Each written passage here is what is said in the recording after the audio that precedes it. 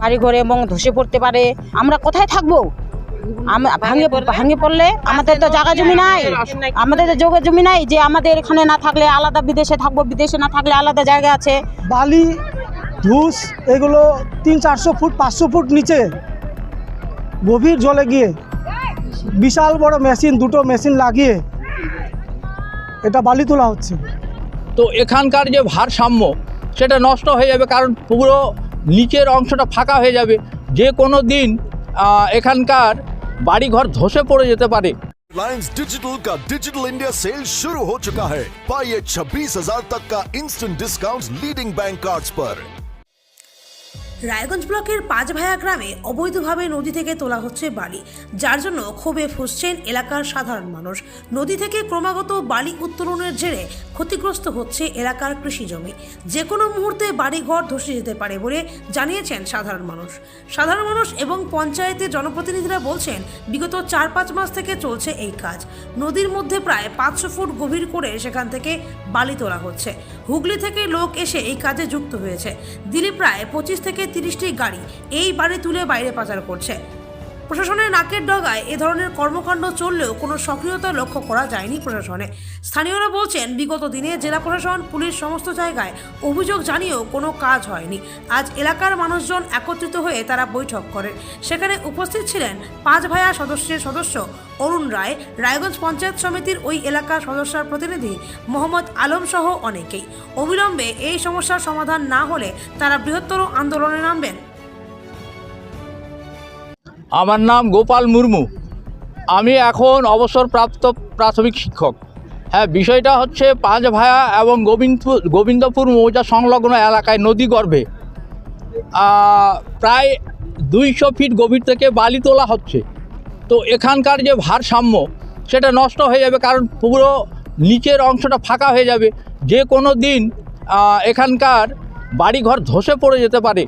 কাজে আমরা তার প্রতিবাদের জন্য এখানে একটা মিটিংয়ের ব্যবস্থা করেছি। ওই মিটিংয়ে আমরা আলোচনা করে আমরা গণতান্ত্রিক পদ্ধতিতে আন্দোলনে নামব এবং লিখিতভাবে সরকারি অফিসে আমরা জানাবো। আমরা বিশ্বাস রাখি মাননীয় মুখ্যমন্ত্রী মানবিক, তিনি মানুষের কথা বুঝেন, তিনি অত্যন্ত জনদরদি। কাজে উনার কানে যখন পৌঁছাবে তখনই আমাদের এই আন্দোলনের সমাপ্তি ঘটবে। এইখানে একটা মজার বিষয়, আমাদের এলাকার মানুষ কিন্তু নয়, এ একজন বাইরের একজন ব্যবসায়ী, মানে এক কথায় বলতে গেলে হ্যাঁ ভূমি মাফিয়াই বলা চলে যেতে পারে। উনার ঠিকানা আমরা ঠিক জানি না, কোথাকার, কলকাতার দিকে না 24 পরগনা না মেদিনীপুর কোথাকার, হুগলির না কোথাকার, যাই হোক আমরা বিশেষ কিছু জানি না। উনি যে কিভাবে এখানে বালি তোলার ব্যবস্থা করেছেন, আমরা তো তার জন্য আন্দোলনে নেমেছি, দেখি কি করা যায়। উনি আমাদের এলাকায় এই ধরনের একটা বিপদ ডেকে আনবেন আর আমরা চুপ করে থাকতে পারি না। উনার ব্যবসার খাতিরে উনি টাকা লুট করে নিয়ে যাবেন আমাদের এলাকা থেকে, আর আমরা বিপদের সামনে দাঁড় করিয়ে দিয়ে এরকম একটা অবস্থার মধ্যে আমরা চুপ থাকতে পারি না। আমরা প্রতিবাদ করব, আন্দোলন করব, লড়াই করব এবং আগামী দিনে যদি তাতেও কিছু না হয় আমরা সামনাসামনি আমরা লড়াইয়ে নেমে পড়ব। কোথাও জানিয়েছেন এই সমস্ত? হ্যাঁ, না ওই তা পদ্ধতিগতভাবে আমরা জানাবো। এর মধ্যেই এর আগেও কিছুটা দিয়েছি, কিন্তু আমরা সবাইকে জানাতে পারিনি। আমরা কাল থেকে শুরু করব। সব আমাদের এই সংলগ্ন সংশ্লিষ্ট যে সমস্ত দপ্তর আছে, সংশ্লিষ্ট দপ্তরগুলোতে আমরা জানাবো। জানানোর পর যদি কোনো পদক্ষেপ না নেওয়া হয় তাহলে পরে আমরা ভাববার চেষ্টা করব। নিশ্চয়ই আমার ধারণা, আমার দৃঢ় বিশ্বাস, মানবিক মুখ্যমন্ত্রীর কাছে যখন এই ছবিটা যখন যাবে, জানতে পারবেন, তখন উনি নিশ্চয়ই এইটার ব্যবস্থা আমাদের প্রতিকার করবেন। মোহাম্মদ আলম, ডাকনাম বাবলু। এটা কোন জায়গা? পাঁচভায়া। আপনি কি দায়িত্বে রয়েছে? আমার ওয়াইফ পঞ্চায়েত সমিতির মেম্বার, আর হাজব্যান্ড আমি। এখানে কি হচ্ছে লোকজন দেখতে পাচ্ছি? এখানে বালি ধূস এগুলো 300-400 ফুট 500 ফুট নিচে গভীর জলে গিয়ে বিশাল বড় মেশিন, দুটো মেশিন লাগিয়ে এটা বালি তোলা হচ্ছে। এটা কতদিন থেকে চলছে এরকম? এটা মোটামুটি 4-5 মাস ধরে চলছে। এই বিষয়ে আপনারা এর আগে কোথাও জানিয়েছেন? হ্যাঁ আমরা জানিয়েছি, আমরা ডিএমকে জানিয়েছি, আমরা ডিএলআরও এবং LRO SP Karnajora executive engineer north Dinajpur, তারপরে ডিভিশন রায়গঞ্জ ডিভিশনকে জানিয়েছি এবং বিডিওকেও জানিয়েছি। তাতে কি ফলাফল পেন? তাতে কোনো ফল আমরা পাইনি। তাহলে এবার আপনারা কি ভাবছেন? এবার আমরা বৃহত্তর আন্দোলনে যাব। আমরা যদি কাজ না হয় কি করবেন ভাবছেন? আমরা তখন আমাদের আশেপাশে 2 নম্বর জগদীশপুর অঞ্চলের বাসিন্দা যারা আছে সবাইকে আমরা এই বলবো যে আমাদের পাশেই একটা মানে প্রাইমারি স্কুল আছে এবং খুব ঐতিহাসিক একটা আমাদের এখানে স্মৃতি আছে, সেটা হচ্ছে রাজবাড়ি ধ্বংস হয়ে যাবে, আমাদের প্রাইমারি স্কুল নষ্ট হয়ে যাবে এবং পোস্ট অফিস আমাদের এখানে 5 ভাই আছে।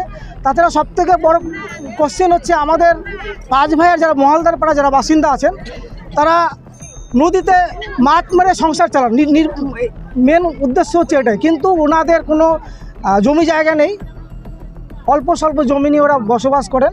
যদি এটা দীর্ঘদিন ধরে কাটা হয়, বালি কাটা হয়, তাহলে 5 ভাই আমাদের সম্পূর্ণটাই নদী গর্ভে চলে যাবে। তাতে কিন্তু মানে খুব একটা ভালো হবে না, অনাহারে সব মারা যাবে এবং কোনো কিছুর যে একটা আস্থানা, যে ভূমি যে আস্থানা সেটাও কিন্তু হারিয়ে যাবে। তাতে আমাদের 5 ভাইয়ের খুব আমরা আতঙ্কে আছি। আমরা চাইছি যে এটা একটা সুরাহা হোক।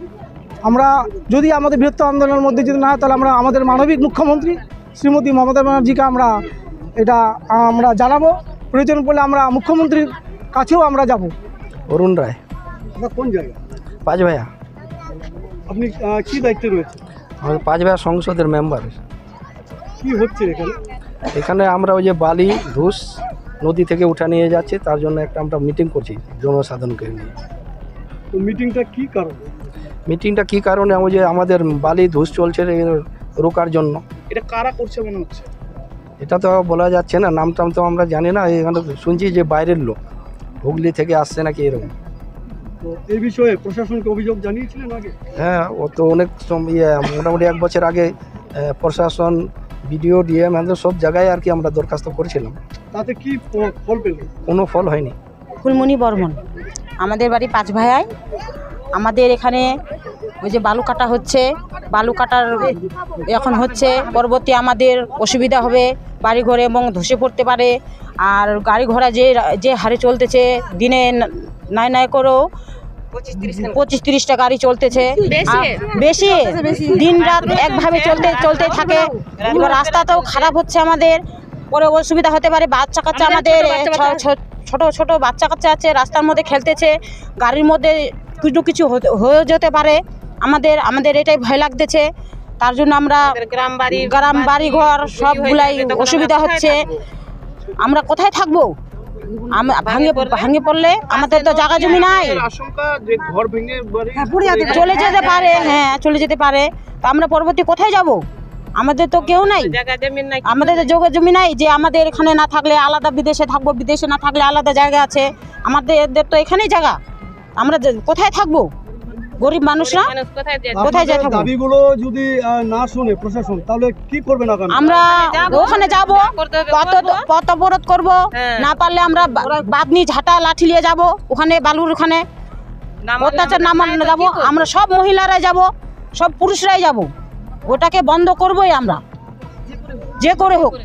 মুখের উজ্জ্বলতা একদম নেই, রুক্ষ হয়ে গেছে, অনেক ক্রিম ব্যবহার করেছেন, মুখের দাগ কমছেই না, ব্রণ হয়ে গর্ত হয়ে গেছে, আঁচিলের মতন সারা মুখে ছড়িয়ে পড়েছে।